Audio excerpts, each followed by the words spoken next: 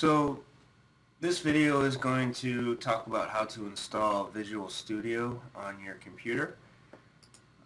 At the time of this video, the link for the website where Visual Studio is changes from time to time. So what we're going to do is we're actually going to open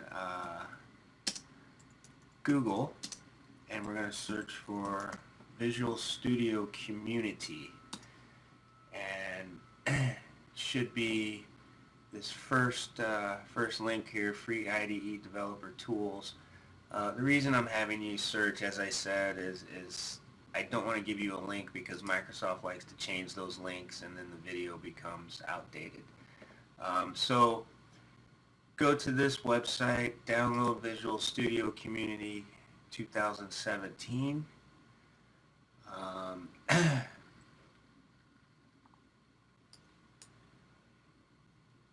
We're going to look for,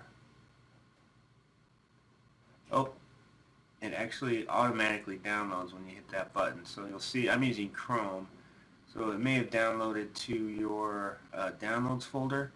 In my Chrome browser, there's a file that was downloaded down here in the bottom left corner. If I look at my File Explorer, I'll see that this installation file is also in my File Explorer. So open the file that was downloaded and the installer will begin.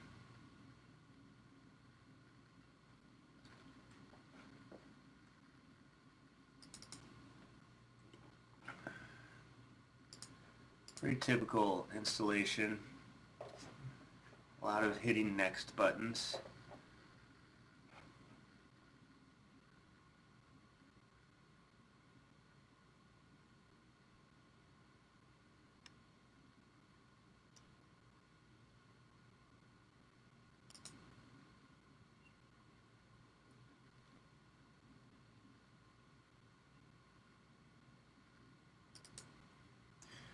So the installer will give you this selection menu to allow you to install various products. For both the C and the C++ class, we just want the desktop development with C++.